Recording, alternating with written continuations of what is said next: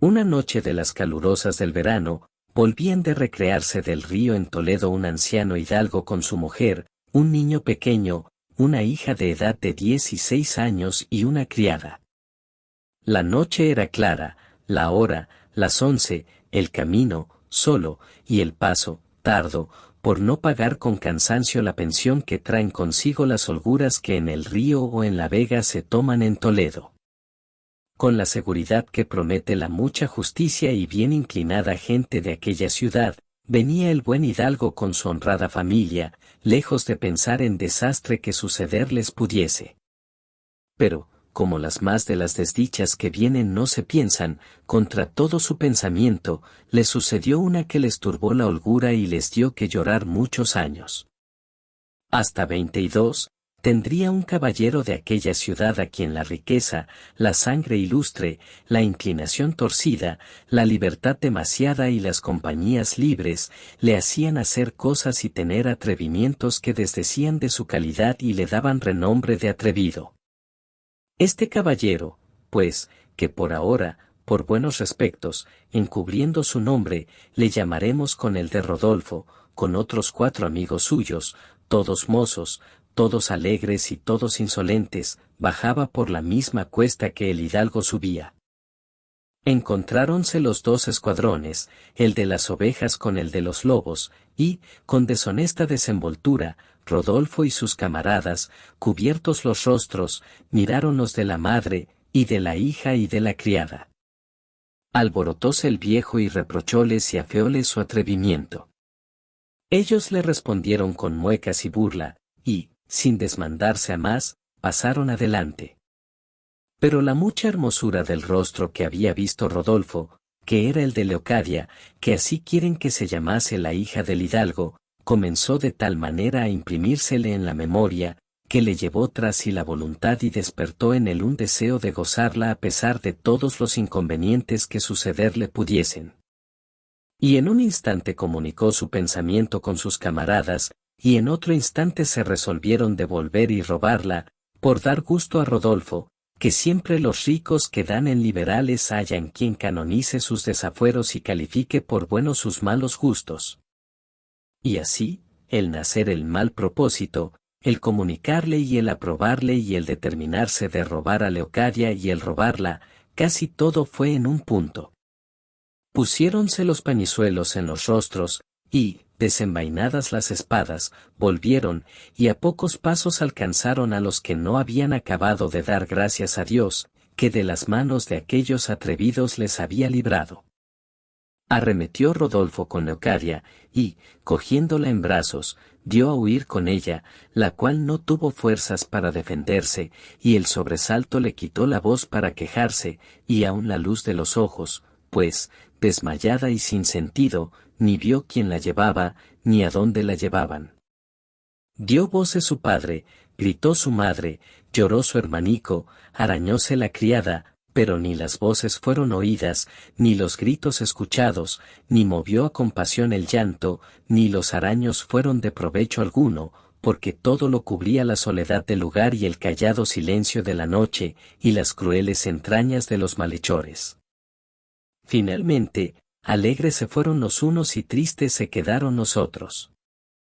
Rodolfo llegó a su casa sin impedimento alguno, y los padres de Leocadia llegaron a la suya lastimados, afligidos y desesperados, ciegos, sin los ojos de su hija, que eran la lumbre de los suyos, solos, porque Leocadia era su dulce y agradable compañía, confusos, sin saber si sería bien dar noticia de su desgracia a la justicia, temerosos no fuesen ellos el principal instrumento de publicar su deshonra. Veíanse necesitados de favor, como hidalgos pobres. No sabían de quién quejarse, sino de su corta ventura. Rodolfo, en tanto, sagaz y astuto, tenía ya en su casa y en su aposento a Leocadia, a la cual, puesto que sintió que iba desmayada cuando la llevaba, la había cubierto los ojos con un pañuelo, porque no viese las calles por donde la llevaba, ni la casa ni el aposento donde estaba, en el cual, sin ser visto de nadie, a causa que él tenía un cuarto aparte en la casa de su padre, que aún vivía, y tenía de su estancia la llave y las de todo el cuarto, inadvertencia de padres que quieren tener sus hijos recogidos. Antes que de su desmayo volviese Leocadia, había cumplido su deseo Rodolfo, que los ímpetus no castos de la mocedad pocas veces o ninguna reparan en comodidades y requisitos que más los inciten y levanten. Ciego de la luz del entendimiento, a escuras robó la mejor prenda de Leocadia, y, como los pecados de la sensualidad por la mayor parte no tiran más allá la barra del término del cumplimiento de las, quisiera luego Rodolfo que de allí se desapareciera Leocadia, y le vino a la imaginación de ponella en la calle, así desmayada como estaba. Y, yéndolo a poner en obra, sintió que volvía en sí, diciendo: ¿A dónde estoy, desdichada? ¿Qué oscuridad es esta, qué tinieblas me rodean? ¿Estoy en el limbo de mi inocencia o en el infierno de mis culpas? Jesús, ¿quién me toca? ¿Yo en cama, yo lastimada? ¿Escúchasme, madre y señora mía? ¿Óyesme, querido padre? Hay sin ventura de mí, que bien advierto que mis padres no me escuchan y que mis enemigos me tocan. Venturosa sería yo si esta oscuridad durase para siempre, sin que mis ojos volviesen a ver la luz del mundo, y que este lugar donde ahora estoy, cualquiera que él se fuese, sirviese de sepultura a mi honra, pues es mejor la deshonra que se ignora que la honra que está puesta en opinión de las gentes. Ya me acuerdo, que nunca yo me acordara, que a poco que venía en la compañía de mis padres, ya me acuerdo que me saltearon, ya me imagino y veo que no es bien que me vean las gentes. Oh tú, cualquiera que seas, que aquí estás conmigo, y en esto tenía asido de las manos a Rodolfo, si es que tu alma admite género de ruego alguno, te ruego que, ya que has triunfado de mi fama, triunfes también de mi vida. Quítamela al momento, que no es bien que la tenga la que no tiene honra. Mira que el rigor de la crueldad que has usado conmigo en ofenderme se templará con la piedad que usarás en matarme, y así, en un mismo punto, vendrás a ser cruel y piadoso. Confuso dejaron las razones de Leocadia a Rodolfo, y, como mozo poco experimentado, ni sabía qué decir ni qué hacer, cuyo silencio admiraba más a Leocadia, la cual con las manos procuraba desengañarse si era fantasma o sombra la que con ella estaba. Pero, como tocaba cuerpo y se le acordaba de la fuerza que se le había hecho, viniendo con sus padres, caía en la verdad del cuento de su desgracia. Y con este pensamiento tornó a añudar las razones que los muchos sollozos y suspiros habían interrumpido, diciendo: Atrevido mancebo, que de poca edad has en tus hechos que te juzgue, yo te perdono la ofensa que me has hecho con solo que me prometas y jures que, como la has cubierto con esta oscuridad, la cubrirás con perpetuo silencio sin decirla a nadie. Poca recompensa te pido de tan grande agravio, pero para mí será la mayor que yo sabré pedirte ni tú querrás darme. Advierte en que yo nunca he visto tu rostro, ni quiero vértele, porque, ya que se me acuerde de mi ofensa, no quiero acordarme de mi ofensor ni guardar en la memoria la imagen del autor de mi daño. Entre mí y el cielo pasarán mis quejas, sin querer que las oiga el mundo, el cual no juzga por los sucesos las cosas, sino conforme a él se le asienta en la estimación. No sé cómo te digo estas verdades, que se suelen fundar en la experiencia de muchos casos y en el discurso de muchos años, no llegando los míos a 17, por do me doy a entender que el dolor de una misma manera ata y desata la lengua del afligido, unas veces exagerando su mal, para que se le crean, otras veces no diciéndole, porque no se le remedien. De cualquiera manera, que yo calle o hable, creo que he de moverte a que me creas o que me remedies, pues el no creerme será ignorancia, y el no remediarme, imposible de tener algún alivio. No quiero desesperarme, porque te costará poco el dármele, y es este: mira, no aguardes ni confíes que el discurso del tiempo tempe la justa saña que contra ti tengo, ni quieras amontonar los agravios, mientras menos me gozares, y habiéndome ya gozado, menos se encenderán tus malos deseos. Haz cuenta que me ofendiste por accidente, sin dar lugar a ningún buen discurso, yo la haré de que no nací en el mundo, o que si nací, fue para ser desdichada. Ponme luego en la calle, o a lo menos junto a la iglesia mayor, porque desde allí bien sabré volverme a mi casa, pero también has de jurar de no seguirme, ni saberla, ni preguntarme el nombre de mis padres, ni el mío, ni de mis parientes, que, a ser tan ricos como nobles, no fueran en mí tan desdichados.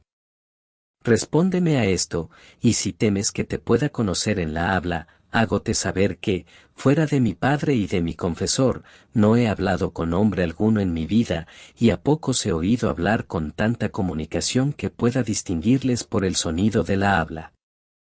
La respuesta que dio Rodolfo a las discretas razones de la lastimada Leocadia no fue otra que abrazarla, dando muestras que quería volver a confirmar en él su gusto y en ella su deshonra. Lo cual visto por Leocadia, con más fuerzas de las que su tierna edad prometían, se defendió con los pies, con las manos, con los dientes y con la lengua, diciéndole: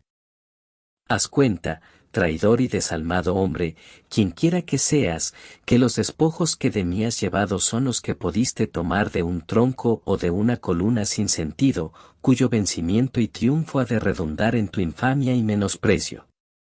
Pero el que ahora pretendes no le has de alcanzar sino con mi muerte.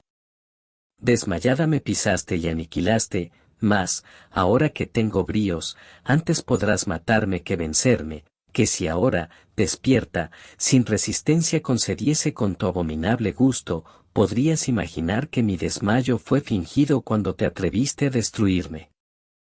Finalmente, tan gallarda y porfiadamente se resistió Leocadia, que las fuerzas y los deseos de Rodolfo se enflaquecieron, y, como la insolencia que con Leocadia había usado no tuvo otro principio que de un ímpetu lascivo, del cual nunca nace el verdadero amor, que permanece, en lugar del ímpetu, que se pasa, queda, sino el arrepentimiento, a lo menos una tibia voluntad de segundalle. Frío, pues, y cansado Rodolfo, sin hablar palabra alguna, dejó a Leocadia en su cama y en su casa, y, cerrando el aposento, se fue a buscar a sus camaradas para aconsejarse con ellos de lo que hacer debía. Sintió Leocadia que quedaba sola y encerrada, y, levantándose del lecho, anduvo todo el aposento, tentando las paredes con las manos, por ver si hallaba puerta por do irse o ventana por do arrojarse. Halló la puerta, pero bien cerrada, y topó una ventana que pudo abrir, por donde entró el resplandor de la luna, tan claro, que pudo distinguir Leocadia los colores de unos damascos que el aposento adornaban. Vio que era dorada la cama, y tan ricamente compuesta que más parecía lecho de príncipe que de algún particular caballero. Contó las sillas y los escritorios, notó la parte donde la puerta estaba, y, aunque vio pendientes de las paredes algunas tablas, no pudo alcanzar a ver las pinturas que contenían. La ventana era grande, guarnecida y guardada de una gruesa reja, la vista caía a un jardín que también se cerraba con paredes altas, dificultades que se opusieron a la intención que de arrojarse a la calle tenía. Todo lo que vio y notó de la capacidad y ricos adornos de aquella estancia le dio a entender que el dueño de ella debía de ser hombre principal y rico, y no como quiera, sino aventajadamente. En un escritorio, que estaba junto a la ventana, vio un crucifijo pequeño, todo de plata, el cual tomó y se le puso en la manga de la ropa, no fol 129 por devoción ni por hurto, sino llevada de un discreto designio suyo. Hecho esto, cerró la ventana como antes estaba y volvióse al lecho, esperando que fin tendría el mal principio de su suceso. No habría pasado, a su parecer, media hora, cuando sintió abrir la puerta del aposento y que a ella se llegó una persona, y, sin hablarle palabra, con un pañuelo le vendó los ojos, y tomándola del brazo la sacó fuera de la estancia, y sintió que volvía a cerrar la puerta. Esta persona era Rodolfo, el cual, aunque había ido a buscar a sus camaradas, no quiso hallarlas, pareciéndole que no le estaba bien hacer testigos de lo que con aquella doncella había pasado. Antes, se resolvió en decirles que, arrepentido del mal hecho y movido de sus lágrimas, la había dejado en la mitad del camino. Con este acuerdo volvió tan presto a poner a Leocadia junto a la iglesia mayor, como ella se lo había pedido, antes que amaneciese y el día le estorbase de echalla, y le forzase a tenerla en su aposento hasta la noche venidera, en el cual espacio de tiempo ni él quería volver a usar de sus fuerzas ni dar ocasión a ser conocido.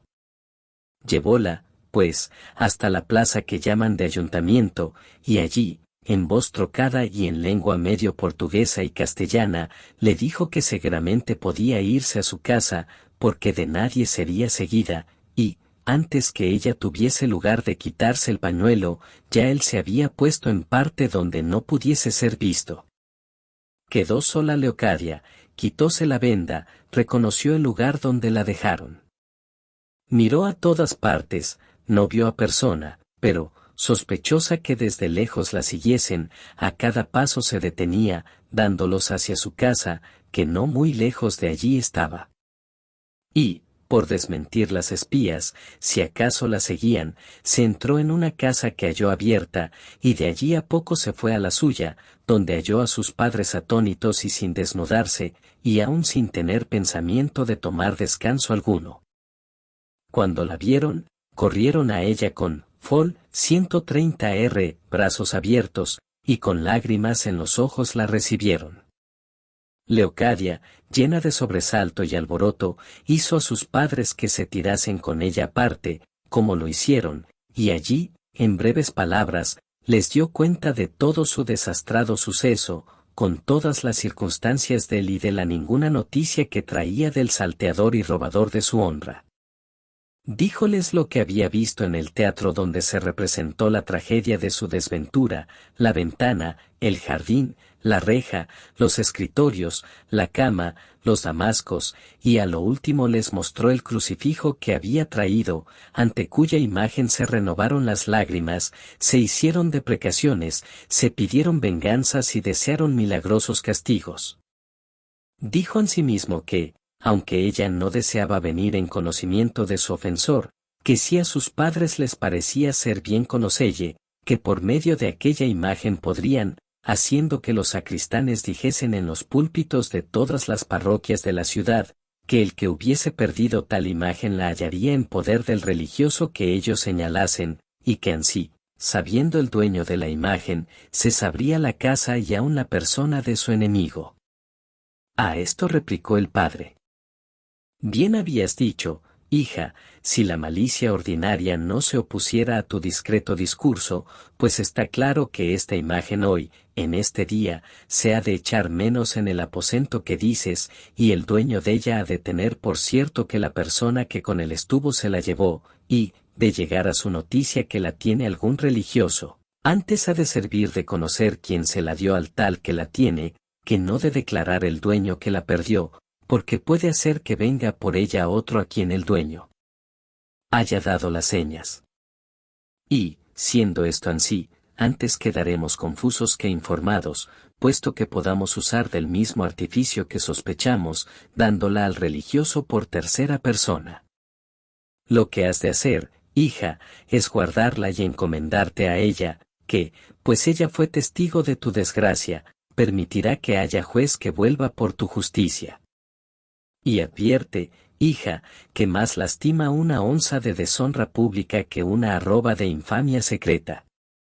Y, pues puedes vivir honrada con Dios en público, no te pene de estar deshonrada contigo en secreto, la verdadera deshonra está en el pecado, y la verdadera honra en la virtud, con el dicho, con el deseo y con la obra se ofende a Dios, y, pues tú, ni en dicho, ni en pensamiento, ni en hecho le has ofendido, tenté por honrada, que yo por tal te tendré, sin que jamás te mire sino como verdadero padre tuyo. Con estas prudentes razones consoló su padre a Leocadia, y, abrazándola de nuevo su madre, procuró también consolarla. Ella gimió y lloró de nuevo, y se redujo a cubrir la cabeza, como dicen, y a vivir recogidamente debajo del amparo de sus padres, con vestido tan honesto como pobre.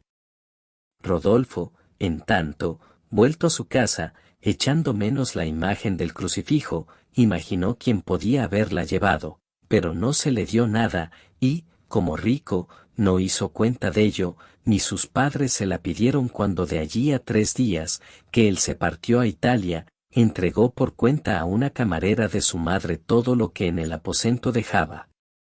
Muchos días sabía que tenía Rodolfo determinado de pasar a Italia, y su padre, que había estado en ella, se lo persuadía, diciéndole que no eran caballeros los que solamente lo eran en su patria, que era menester serlo también en las ajenas.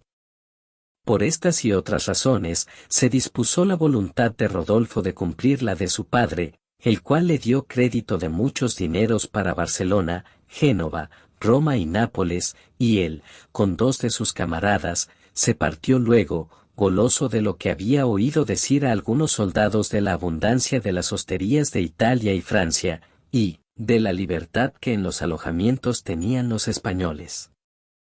Sonábale bien aquel Ecoliboni Polastri, Picioni, Presuto es Alcicie, con otros nombres de este jaez, de quien los soldados se acuerdan cuando de aquellas partes vienen a estas y pasan por la estrecheza e incomodidades de las ventas y mesones de España.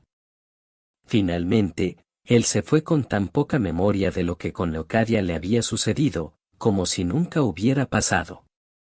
Ella, en este entretanto, pasaba la vida en casa de sus padres con el recogimiento posible, sin dejar verse de persona alguna, temerosa que su desgracia se la habían de leer en la frente. Pero a pocos meses vio serle forzoso hacer por fuerza lo que hasta allí de grado hacía. Vio que le convenía vivir retirada y escondida, porque se sintió preñada, suceso por el cual las en algún tanto olvidadas lágrimas volvieron a sus ojos, y los suspiros y lamentos comenzaron de nuevo a herir los vientos, sin ser parte la discreción de su buena madre a consolalla. Voló el tiempo, y llegóse el punto del parto, y con tanto secreto, que aún no se osó fiar de la partera, usurpando este oficio la madre, dio a la luz del mundo un niño de los hermosos que pudieran imaginarse. Con el mismo recato y secreto que había nacido, le llevaron a una aldea, donde se crió 4 años, al cabo de los cuales, con nombre de sobrino, le trujo su abuela a su casa, donde se criaba, si no muy rica, a lo menos muy virtuosamente. Era el niño, a quien pusieron nombre Luis, por llamarse así su abuelo, de rostro hermoso, de condición mansa, de ingenio agudo, y, en todas las acciones que en aquella edad tierna podía hacer, daba señales de ser de algún noble padre engendrado, y de tal manera su gracia, belleza y discreción enamoraron a sus abuelos, que vinieron a tener por dicha la desdicha de su hija por haberles dado tal nieto. Cuando iba por la calle, llovían sobre él millares de bendiciones, unos bendecían su hermosura, otros la madre que lo había parido, estos el padre que le engendró, aquellos a quien también criado le criaba. Con este aplauso de los que le conocían y no conocían, llegó el niño a la edad de 7 años, en la cual ya sabía leer latín y romance y escribir formada, fol. 131 v, y muy buena letra, porque la intención de sus abuelos era hacerle virtuoso y sabio, ya que no le podían hacer rico, como si la sabiduría y la virtud no fuesen las riquezas sobre quien no tienen jurisdicción los ladrones, ni la que llaman fortuna. Sucedió, pues, que un día que el niño fue con un recaudo de su abuela a una parienta suya, acertó a pasar por una calle donde había carrera de caballeros. Púsose a mirar, y, por mejorarse de puesto, pasó de una parte a otra, a tiempo que no pudo huir de ser atropellado de un caballo, a cuyo dueño no fue posible detenerle en la furia de su carrera. Pasó por encima de él, y dejóle como muerto, tendido en el suelo, derramando mucha sangre de la cabeza. Apenas esto hubo sucedido, cuando un caballero anciano que estaba mirando la carrera, con no vista ligereza se arrojó de su caballo y fue donde estaba el niño, y, quitándole de los brazos de uno que ya le tenía, le puso en los suyos, y, sin tener cuenta con sus canas ni con su autoridad, que era mucha, a paso largo se fue a su casa, ordenando a sus criados que le dejasen y fuesen a buscar un cirujano que al niño curase. Muchos caballeros le siguieron, lastimados de la desgracia de tan hermoso niño, porque luego salió la voz que el atropellado era Luisico, el sobrino del tal caballero, nombrando a su abuelo. Esta voz corrió de boca en boca hasta que llegó a los oídos de sus abuelos y de su encubierta madre, los cuales, certificados bien del caso, como desatinados y locos, salieron a buscar a su querido, y por ser tan conocido y tan principal el caballero que le había llevado, muchos de los que encontraron les dijeron su casa, a la cual llegaron a tiempo que ya estaba el niño en poder del cirujano. El caballero y su mujer, dueños de la casa, pidieron a los que pensaron ser sus padres que no llorasen ni alzasen la voz a quejarse, porque no le sería al niño de ningún provecho. El cirujano, que era famoso, habiéndole curado con grandísimo tiento y maestría, dijo que no era tan mortal la herida como él al principio había temido. En la mitad de la cura volvió Luis a su acuerdo, que hasta allí había estado sin él, y alegróse en ver a sus tíos, los cuales le preguntaron llorando que cómo se sentía. Respondió que bueno, sino que le dolía mucho el cuerpo y la cabeza. Mandó el médico que no hablasen con él, sino que le dejasen reposar. Hízose en sí, y su abuelo comenzó a agradecer al señor de la casa la gran caridad que con su sobrino había usado. A lo cual respondió el caballero que no tenía que agradecelle, porque le hacía saber que, cuando vio al niño caído y atropellado, le pareció que había visto el rostro de un hijo suyo, a quien él quería tiernamente, y que esto le movió a tomarle en sus brazos y traerle a su casa, donde estaría todo el tiempo que la cura durase, con el regalo que fuese posible y necesario. Su mujer, que era una noble señora, dijo lo mismo y hizo aún más encarecidas promesas. Admirados quedaron de tanta cristiandad los abuelos, pero la madre quedó más admirada, porque, habiendo con las nuevas del cirujano sosegadose algún tanto su alborotado espíritu, miró atentamente el aposento donde su hijo estaba, y claramente, por muchas señales, conoció que aquella era la estancia donde se había dado fin a su honra y principio a su desventura, y, aunque no estaba adornada de los damascos que entonces tenía, conoció la disposición de ella, vio la ventana de la reja que caía al jardín, y, por estar cerrada a causa del herido, preguntó si aquella ventana respondía a algún jardín, y fuele respondido que sí, pero lo que más conoció fue que aquella era la misma cama que tenía por tumba de su sepultura, y más, que el propio escritorio, sobre el cual estaba la imagen que había traído, se estaba en el mismo lugar. Finalmente, sacaron a luz la verdad de todas sus sospechas los escalones, que ella había contado cuando la sacaron del aposento tapados los ojos, digo los escalones que había desde allí a la calle, que con advertencia discreta contó. Y, cuando volvió a su casa, dejando a su hijo, los volvió a contar y halló cabal el número. Y, confiriendo unas señales con otras, de todo punto certificó por verdadera su imaginación, de la cual dio por extenso cuenta a su madre, que, como discreta, se informó si el caballero donde su nieto estaba había tenido o tenía algún hijo. Y halló que el que llamamos Rodolfo lo era, y que estaba en Italia, y, tanteando el tiempo que le dijeron que había faltado de España, vio que eran los mismos 7 años que el nieto tenía. Dio aviso de todo esto a su marido, y entre los dos y su hija acordaron de esperar lo que Dios hacía del herido, el cual dentro de 15 días estuvo fuera de peligro y a los 30 se levantó, en todo el cual tiempo fue visitado de la madre y de la abuela, y regalado de los dueños de la casa como si fuera su mismo hijo. Y algunas veces, hablando con Leocadia doña Estefanía, que así se llamaba la mujer del caballero, le decía que aquel niño parecía tanto a un hijo suyo que estaba en Italia, que ninguna vez le miraba que no le pareciese ver a su hijo delante. De estas razones tomó ocasión de decirle una vez, que se halló sola con ella, las que con acuerdo de sus padres había determinado de decille, que fueron estas o otras semejantes. El día, señora, que mis padres oyeron decir que su sobrino estaba tan mal parado, creyeron y pensaron que se les había cerrado el cielo y caído todo el mundo a cuestas.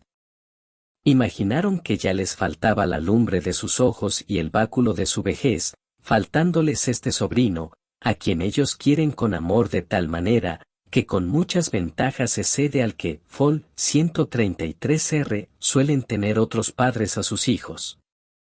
Mas, como decirse suele, que cuando Dios da la llaga da la medicina, la halló el niño en esta casa, y yo en ella el acuerdo de unas memorias que no las podré olvidar mientras la vida me durare. Yo, señora, soy noble porque mis padres lo son y lo han sido todos mis antepasados, que, con una medianía de los bienes de fortuna, han sustentado su honra felizmente donde quiera que han vivido. Admirada y suspensa estaba doña Estefanía, escuchando las razones de Leocadia, y no podía creer, aunque lo veía, que tanta discreción pudiese encerrarse en tan pocos años, puesto que, a su parecer, la juzgaba por de 20, poco más a menos. Y, sin decirle ni replicarle palabra, esperó todas las que quiso decirle, que fueron aquellas que bastaron para contarle la travesura de su hijo, la deshonra suya, el robo, el cubrirle los ojos, el traerla a aquel aposento, las señales en que había conocido ser aquel mismo que sospechaba. Para cuya confirmación sacó del pecho la imagen del crucifijo que había llevado, a quien dijo: Tú, Señor, que fuiste testigo de la fuerza que se me hizo, sé juez de la enmienda que se me debe hacer. De encima de aquel escritorio te llevé con propósito de acordarte siempre mi agravio, no para pedirte venganza de él, que no la pretendo, sino para rogarte me dieses algún consuelo con que llevar en paciencia mi desgracia. Este niño, señora, con quien habéis mostrado el extremo de vuestra caridad, es vuestro verdadero nieto. Permisión fue del cielo el haberle atropellado, para que, trayéndole a vuestra casa, hallase yo en ella, como espero que he de hallar, si no el remedio que mejor convenga, y cuando no con mi desventura, a lo menos el medio con que pueda sobrellevalla. Diciendo esto, abrazada con el crucifijo, cayó desmayada en los brazos de Estefanía, la cual, en fin, como mujer y noble, en quien la compasión y misericordia suele ser tan natural como la crueldad en el hombre, apenas vio el desmayo de Leocadia, cuando juntó su rostro con el suyo, derramando sobre él tantas lágrimas que no fue menester esparcirle otra agua encima para que Leocadia en sí volviese. Estando las dos de esta manera, acertó a entrar el caballero marido de Estefanía, que traía a Luisico de la mano, y, viendo el llanto de Estefanía y el desmayo de Leocadia, preguntó a gran priesa le dijesen la causa de do procedía. El niño abrazaba a su madre por su prima y a su abuela por su bienhechora, y asimismo preguntaba por qué lloraban. Grandes cosas, señor, hay que deciros, respondió Estefanía a su marido, cuyo remate se acabará con deciros que hagáis cuenta que esta desmayada es hija vuestra y este niño vuestro nieto. Esta verdad que os digo me ha dicho esta niña, y la ha confirmado y confirma el rostro de este niño, en el cual entrambos habemos visto el de nuestro hijo. Si más no os declaráis, señora, yo no os entiendo, replicó el caballero. En esto volvió en sí Leocadia, y, abrazada del crucifijo, parecía estar convertida en un mar de llanto. Todo lo cual tenía puesto en gran confusión al caballero, de la cual salió contándole su mujer todo aquello que Leocadia le había contado, y él lo creyó, por divina permisión del cielo, como si con muchos y verdaderos testigos se lo hubieran probado. Consoló y abrazó a Leocadia, besó a su nieto, y aquel mismo día despacharon un correo a Nápoles, avisando a su hijo se viniese luego, porque le tenían concertado casamiento con una mujer hermosa sobremanera y tal cual para él convenía. No consintieron que Leocadia ni su hijo volviesen más a la casa de sus padres, los cuales, contentísimos del buen suceso de su hija, daban sin cesar infinitas gracias a Dios por ello. Llegó el correo a Nápoles, y Rodolfo, con la golosina de gozar tan hermosa mujer como su padre le significaba, de allí a 2 días que recibió la carta, ofreciéndosele ocasión de 4 galeras que estaban a punto de venir a España, se embarcó en ellas con sus 2 camaradas, que aún no le habían dejado, y con próspero suceso en 12 días llegó a Barcelona, y de allí, por la posta, en otros 7 se puso en Toledo y entró en casa de su padre, tan galán y tan bizarro, que los extremos de la gala y de la bizarría estaban en él todos juntos. Alegráronse sus padres con la salud y bienvenida de su hijo. Suspendióse Leocadia, que de parte escondida le miraba, por no salir de la traza y orden que doña Estefanía le había dado.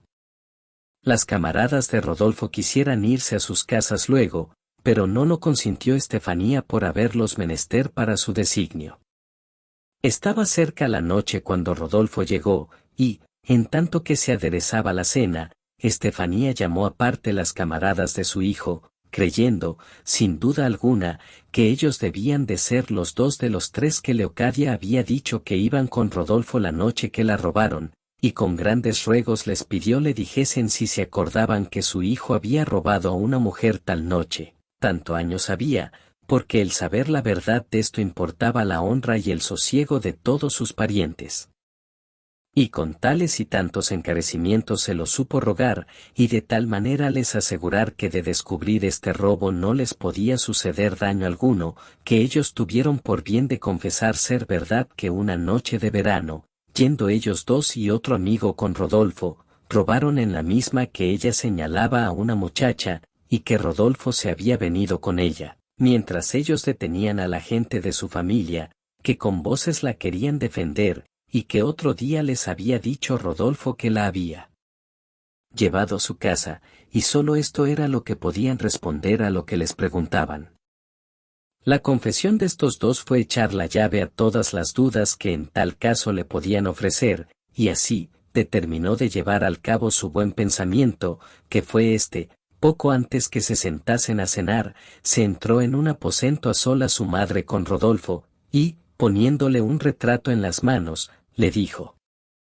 «Yo quiero, Rodolfo hijo, darte una gustosa cena con mostrarte a tu esposa, este es su verdadero retrato, pero quiero te advertir que lo que le falta de belleza le sobra de virtud, es noble y discreta y medianamente rica, y, pues tu padre y yo te la hemos escogido, asegúrate que es la que te conviene». Atentamente miró Rodolfo el retrato, y dijo: «Si los pintores, que ordinariamente suelen ser pródigos de la hermosura con los rostros que retratan, lo han sido también con sin duda creo que el original debe de ser la misma fealdad. A la fe, señora y madre mía, justo es y bueno que los hijos obedezcan a sus padres en cuanto les mandaren, pero también es conveniente, y mejor, que los padres den a sus hijos el estado de que más gustaren. Y, pues el del matrimonio es nudo que no le desata sino la muerte, bien será que sus lazos sean iguales y de unos mismos hilos fabricados. La virtud, la nobleza, la discreción y los bienes de la fortuna bien pueden alegrar el entendimiento de aquel a quien le cupieron en suerte con su esposa, pero que la fealdad de ella alegre los ojos del esposo, paréceme imposible. Mozo soy, pero bien se me entiende que se compadece con el sacramento del matrimonio el justo y debido deleite que los casados gozan, y que si él falta, cojea el matrimonio y desdice de su segunda intención. Pues pensar que un rostro feo, que se ha de tener a todas horas delante de los ojos, en la sala, en la mesa y en la cama, pueda deleitar, otra vez digo que lo tengo por casi imposible. Por vida de vuesa merced, madre mía, que me dé compañera que me entretenga y no enfade, porque, sin torcer a una o a otra parte, igualmente y por camino derecho llevemos ambos a 2 el yugo donde el cielo nos pusiere. Si esta señora es noble, discreta y rica, como vuesa merced dice, no le faltará esposo que sea de diferente humor que el mío, unos hay que buscan nobleza, otros discreción, otros dineros y otros hermosura, y yo soy de estos últimos. Porque la nobleza, gracias al cielo y a mis pasados y a mis padres, que me la dejaron por herencia, discreción, como una mujer no sea necia, tonta o boba, bástale que ni por aguda despunte ni por boba no aproveche, de las riquezas, también las de mis padres me hacen no estar temeroso de venir a ser pobre. La hermosura busco, la belleza quiero, no con otra dote que con la de la honestidad y buenas costumbres, que si esto trae mi esposa, yo serviré a Dios con gusto y daré buena vejez a mis padres. Contentísima quedó su madre de las razones de Rodolfo, por haber conocido por ellas que iba saliendo bien con su designio. Respondióle que ella procuraría casarle conforme su deseo, que no tuviese pena alguna, que era fácil deshacerse los conciertos que de casarle con aquella señora estaban hechos. Agradecióselo Rodolfo, y, por ser llegada la hora de cenar, se fueron a la mesa. Y, habiéndose ya sentado a ella el padre y la madre, Rodolfo y sus dos camaradas, dijo doña Estefanía al descuido: «Pecadora de mí, y qué bien que trato a mi huéspeda». «Andad vos», dijo a un criado, «decida la señora doña Leocadia que, sin entrar en cuentas con su mucha honestidad, nos venga a honrar esta mesa, que los que a ella están todos son mis hijos y sus servidores». Todo esto era traza suya, y de todo lo que había de hacer estaba avisada y advertida Leocadia. Poco tardó en salir Leocadia y dar de sí la improvisa y más hermosa muestra que pudo dar jamás compuesta y natural hermosura. Venía vestida, por ser invierno, de una saya entera de terciopelo negro, llovida de botones de oro y perlas, cintura y collar de diamantes. Sus mismos cabellos, que eran luengos y no demasiadamente rubios, le servían de adorno y tocas, cuya invención de lazos y rizos y vislumbres de diamantes que con ellas se entretejían, turbaban la luz de los ojos que los miraban. Era Leocadia de gentil disposición y brío, traía de la mano a su hijo, y delante de ella venían dos doncellas, alumbrándola con dos velas de cera en dos candeleros de plata. Levantáronse todos a hacer la reverencia, como si fuera alguna cosa del cielo que allí milagrosamente se había aparecido. Ninguno de los que allí estaban embebecidos mirándola parece que, de atónitos, no acertaron a decirle palabra. Leocadia, con airosa gracia y discreta crianza, se humilló a todos, y, tomándola de la mano Estefanía la sentó junto a sí, frontero de Rodolfo. Al niño sentaron junto a su abuelo. Rodolfo, que desde más cerca miraba la incomparable belleza de Leocadia, decía entre sí: «Si la mitad de esta hermosura tuviera la que mi madre me tiene escogida por esposa, tuviérame yo por el más dichoso hombre del mundo. Válame Dios. ¿Qué es esto que veo? ¿Es por ventura algún ángel humano el que estoy mirando?». Y en esto, se le iba entrando por los ojos a tomar posesión de su alma la hermosa imagen de Leocadia, la cual, en tanto que la cena venía, viendo también tan cerca de sí al que ya quería más que a la luz de los ojos, con que alguna vez a hurto le miraba, comenzó a revolver en su imaginación lo que con Rodolfo había pasado.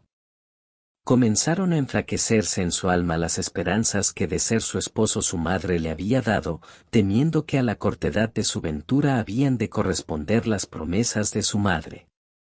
Consideraba cuán cerca estaba de ser dichosa o sin dicha para siempre. Y fue la consideración tan intensa y los pensamientos tan revueltos, que le apretaron el corazón de manera que comenzó a sudar y a perderse de color en un punto, sobreviniéndole un desmayo que le forzó a reclinar la cabeza en los brazos de doña Estefanía, que, como ansí la vio, con turbación la recibió en ellos. Sobresaltáronse todos, y, dejando la mesa, acudieron a remediarla. Pero el que dio más muestras de sentirlo fue Rodolfo, pues por llegar presto a ella tropezó y cayó 2 veces. Ni por desabrocharla ni echarla agua en el rostro volvía en sí, antes, el levantado pecho y el pulso, que no se le hallaban, iban dando precisas señales de su muerte, y las criadas y criados de casa, como menos considerados, dieron voces y la publicaron por muerta. Estas amargas nuevas llegaron a los oídos de los padres de Leocadia, que para más gustosa ocasión los tenía doña Estefanía escondidos. Los cuales, con el cura de la parroquia, que ansimismo con ellos estaba, rompiendo el orden de Estefanía, salieron a la sala. Llegó el cura presto, por ver si por algunas señales daba indicios de arrepentirse de sus pecados, para absolverla de las, y donde pensó hallar un desmayado halló dos, porque ya estaba Rodolfo, puesto el rostro sobre el pecho de Leocadia. Dióle su madre lugar que a ella llegase, como a cosa que había de ser suya, pero, cuando vio que también estaba sin sentido, estuvo a pique de perder el suyo, y le perdiera si no viera que Rodolfo tornaba en sí, como volvió, corrido de que le hubiesen visto hacer tan extremados extremos. Pero su madre, casi como adivina de lo que su hijo sentía, le dijo: «No te corras, hijo, de los extremos que has hecho, sino córrete de los que no hicieres cuando sepas lo que no quiero tenerte más encubierto, puesto que pensaba dejarlo hasta más alegre coyuntura. Has de saber, hijo de mi alma, que esta desmayada que en los brazos tengo es tu verdadera esposa, llamo verdadera porque yo y tu padre te la teníamos escogida, que la del retrato es falsa». Cuando esto oyó Rodolfo, llevado de su amoroso y encendido deseo, y quitándole el nombre de esposo todos los estorbos que la honestidad y decencia del lugar le podían poner, se abalanzó al rostro de Leocadia, y, juntando su boca con la de ella, estaba como esperando que se le saliese el alma para darle acogida en la suya. Pero, cuando más las lágrimas de todos por lástima crecían, y por dolor las voces se aumentaban, y los cabellos y barbas de la madre y padre de Leocadia arrancados venían a menos, y los gritos de su hijo penetraban los cielos, volvió en sí Leocadia, y con su vuelta volvió la alegría y el contento que de los pechos de los circunstantes se había ausentado. Hallóse Leocadia entre los brazos de Rodolfo, y quisiera con honesta fuerza desasirse de ellas, pero él le dijo: «A esta razón acabó de todo en todo de cobrar Leocadia sus sentidos, y acabó doña Estefanía de no llevar más adelante su determinación primera, diciendo al cura que luego desposase a su hijo con Leocadia. Él lo hizo ansí, que por haber sucedido este caso en tiempo cuando consola la voluntad de los contrayentes, sin las diligencias y prevenciones justas y santas que ahora se usan, quedaba hecho el matrimonio, no hubo dificultad que impidiese el desposorio. El cual hecho, déjese a otra pluma y a otro ingenio más delicado que el mío el contar la alegría universal de todos los que en él se hallaron, los abrazos que los padres de Leocadia dieron a Rodolfo, las gracias que dieron al cielo y a sus padres, los ofrecimientos de las partes, la admiración de las camaradas de Rodolfo, que tan impensadamente vieron la misma noche de su llegada tan hermoso desposorio, y más cuando supieron, por contarlo delante de todos doña Estefanía, que Leocadia era la doncella que en su compañía su hijo había robado, de que no menos suspenso quedó Rodolfo. Y, por certificarse más de aquella verdad, preguntó a Leocadia le dijese alguna señal por donde viniese en conocimiento entero de lo que no dudaba, por parecerles que sus padres lo tendrían bien averiguado. Ella respondió: «Cuando yo recordé y volví en mí de otro desmayo, me hallé, Señor, en vuestros brazos sin honra, pero yo lo doy por bien empleado, pues, al volver del que ahora he tenido, ansimismo me hallé en los brazos de entonces, pero honrada.